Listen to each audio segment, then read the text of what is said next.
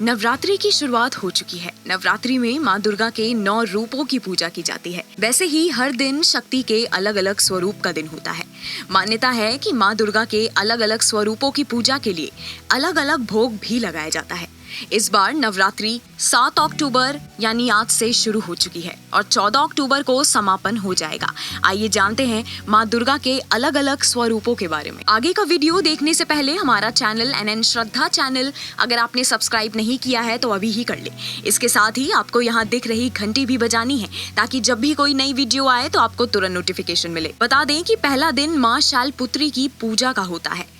नवरात्रि के पहले दिन माँ दुर्गा के प्रथम स्वरूप माँ शैलपुत्री की पूजा की जाती है। पर्वतराज हिमालय की पुत्री कहे जाने वाली माँ को गाय के घी का भोग लगाना चाहिए या गाय के घी से बने व्यंजनों का भोग लगाना चाहिए। ऐसा करने से सारे रोग दूर हो जाते हैं और माँ का आशीर्वाद मिलता है। दूसरा दिन माँ ब्रह्मचारिणी का होता है। माँ ब्रह्मचारिणी समस्त संसार की चर और अचर विघाओं की ज्ञाता है। इस दिन माँ को शक्कर का भोग लगाना चाहिए जो कि बहुत शुभ माना जाता है। शक्कर के साथ आप पंचामृत का भी भोग लगा सकते हैं। ऐसा करने से सुख शांति की प्राप्ति होती है और माँ का आशीर्वाद प्राप्त होता है। तीसरा दिन माँ चंद्रघंटा की पूजा का होता है। नवरात्रि के तीसरे दिन माँ चंद्रघंटा की आराधना की जाती है। मान्यता है कि इस दिन माता को दूध और दूध से बनी चीजों के भोग लगाने से माता प्रसन्न होती है। चौथा दिन माँ कुष्मांडा देवी का होता है। माता को मालपुए का भोग लगाना चाहिए और उसे जरूरतमंद को खिलाना चाहिए। इस प्रसाद से माँ कुष्मांडा अपने भक्तों पर प्रसन्न होती है। बता दें कि इस दिन सभी गरीबों को दान धर्म करना चाहिए। ऐसा करने से माँ बुद्धिबल का आशीर्वाद देती है। पांचवा दिन माँ स्कंद माता की पूजा करनी चाहिए। माँ स्कंद माता को केला सबसे प्रिय है, इसलिए नवरात्रि के 5वें दिन भोग लगाते समय विशेष रूप से केले का भोग लगाएं।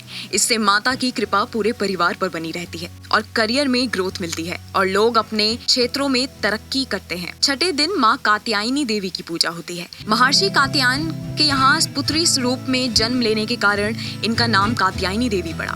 मान्यता है कि माता कात्यायनी को शहद का भोग लगाया जाता है। इससे माता अपने भक्तों को मानसिक और शारीरिक सौंदर्य का आशीर्वाद देती हैं। 7वें दिन माँ कालरात्रि की पूजा करनी चाहिए। माँ कालरात्रि को गुड़ का भोग लगाने की मान्यता है। गुड़ से बनी चीजों से माँ को भोग लगाएं और सभी में प्रसाद बांटें।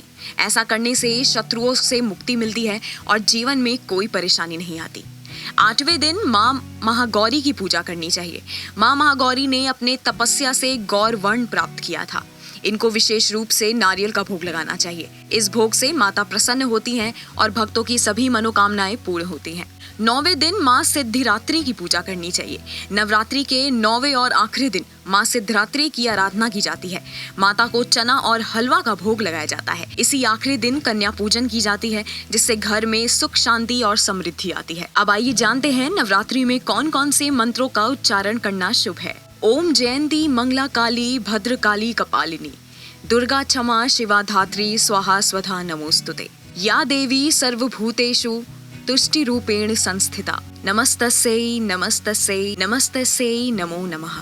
सर्व मंगल मांगल्ये शिवे सर्वार्थ साधिके शरण्य त्र्यंबके गौरी नारायणी नमोस्तुते। आपको हमारा ये वीडियो कैसा लगा और आप कौन से टॉपिक पर वीडियो देखना चाहते हैं हमें कमेंट करके जरूर बताएं। इसके साथ ही हमारे चैनल को सब्सक्राइब करना ना भूलें।